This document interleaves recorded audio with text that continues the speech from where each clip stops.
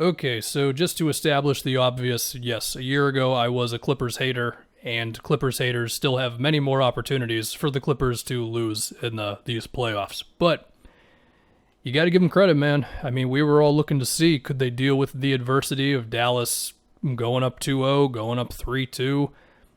Do they trap Luka? Do they put Kawhi on him? Do they switch? What is it? And they answered it. I mean, in this game specifically, sure, they benefited from the Mavs missing some threes, and Porzingis was really frustrating, especially with that one bad pull-up three, and he had open looks and stuff. But the Clippers, they did it with their passing. The passing was so good today. You know, the Mavs, they tried some zone defense throughout this series. They put Boban in there, and I'm sure someone will do a deep dive on just how effective that defense really was. I know Boban had an impact on the other end, but to think about just the Clippers, the driving and kicking, and just the patient offense they had against Dallas's zone, where it was swinging around the perimeter. Some guy takes a couple dribbles in, or someone relocates to the middle of the floor, and then they either notice the open guy or they just take the shot from there. I mean, Luke Kennard had a number of corner threes in this game. Well, he had one contested one that wasn't really off of ball movement.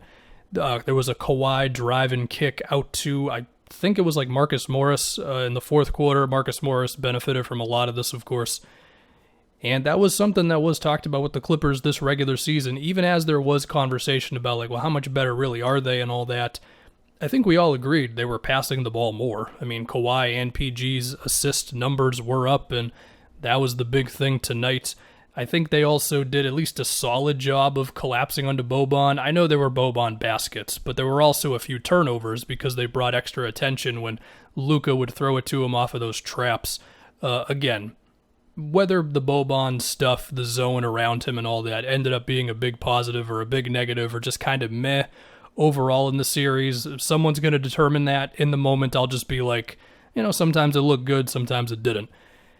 I don't even think Kawhi and PG went super crazy in this one. I mean, PG was making all the passes that they needed him to. The one that I remember the most is, again, in the zone. It was Batum cutting, and PG just got a little bit of a drive on the baseline, bounced past to Batum, and he got that under the basket. And Kawhi, I mean, it was the normal Kawhi stuff. He didn't have to go supernova like in Game 6, of course. But, yeah, they did it. They looked very together. Terrence Mann, of course, was massive in this one. He had that one step back long two. He had the dunk when he drove by Boban. He had a three. He might have had 2 threes, if I remember right. Reggie Jackson hit a big three in the fourth there. He had a deep three earlier in the first. He, of course, was great in Game 6. Like, they did come together as the series went along. They looked like some individuals, and they looked more like a team. Now, that doesn't mean it immediately flips the switch for them, but this is certainly a good sign for the team. You know, we saw how they flamed out against Denver a year ago. So that's good. Now they're still going to be tested. They've got Utah in the next round, and, well, the obvious question is, are they going to go small again? And who's Gobert going to guard in that scenario? Because unlike Dallas, the Jazz are not going to take their center out of the game. You know, I mean, the Jazz, they shuffled around. The Mavs, they sometimes went small. Sometimes it was Porzingis at the 5, sometimes Boban, Kleba, whatever. With the Jazz, it's going to be Gobert all the time, besides the favors minutes. So we'll see how the Clippers can go at that. To talk about Dallas a bit more, I mean, I probably want to do a video just about Dallas's offseason. I said I was going to do that with the Warriors, and then I just didn't do it. So maybe I won't do it. I don't know. It's a lot of uploads in the playoffs. But, you know, look, they got Hardaway's contract. They got to make a decision there. And the Porzingis thing, you know, it's just sitting there. I mean, he's their second highest paid guy, and he's just not good enough to be paid what he's paid. And, you know, they can either try to make it work with him because, I mean, he's got talent. Yeah, he's inconsistent, and the post-ups are frustrating and whatever, but he's certainly talented, and you'd hope that, if anything, he could just become a 45% three-point shooter or something, right? If it's not that, it's going to be a trade. But with that contract and with his inconsistencies and with his health stuff, I don't know. They might be stuck with him. And, you know, it's a scary idea for Luka, who is in year 3? It's year 3 for Luka, right?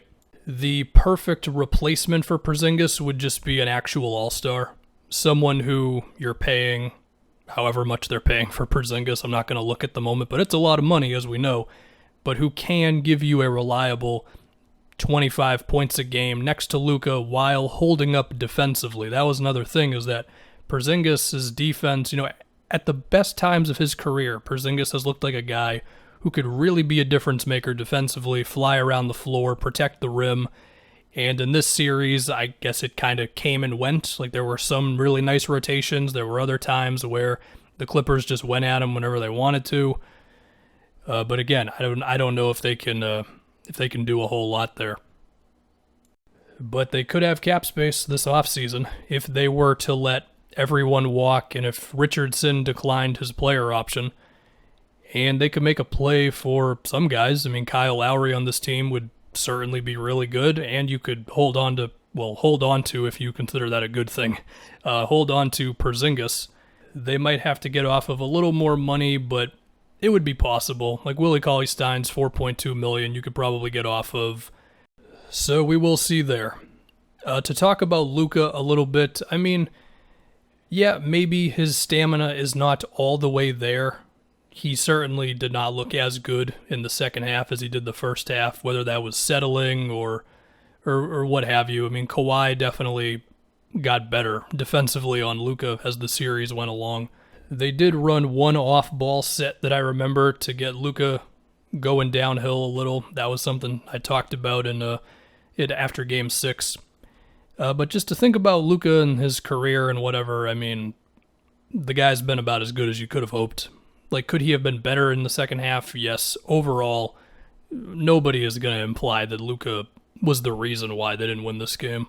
I mean, maybe Skip Bayless will, but that's Skip's whole shtick, is that he just takes one little thing from a star player and then just hones in on that and acts like it's the only thing. And that's not to say Luka's not perfect, because of course he's not. I mean, the free throws are a thing, but the positives significantly outweigh the negatives with him. And yeah, you would hope Dallas could also address the defense. I mentioned Kyle Lowry before. If they would be able to sign him, that would certainly be a thing for him.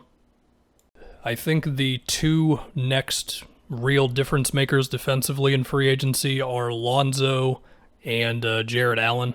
Also Norm Powell. We'll have to see. Again, Hardaway's free agency is going to play a big role in this. If they want to hold on to him, that's going to make it tougher for them to go for whoever they might want to go for.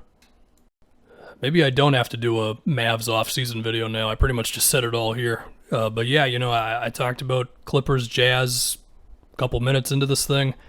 I'm going to have to do a preseason or pre-series prediction for that. Would I lean Clippers? I think I would, to be honest. I think they've got the best player in the series. And I think they can throw some things at the Jazz that could bother them. I also think they have the size to switch, which could hurt a lot of the Jazz action. Not all of it, of course, and it's not like Utah doesn't see that coming, but that is still something. So that prediction will be out maybe tomorrow or so. And that's it. Luka and the Mavs are out. They gave the Clippers a hell of a fight, and this could have been the thing the Clippers needed.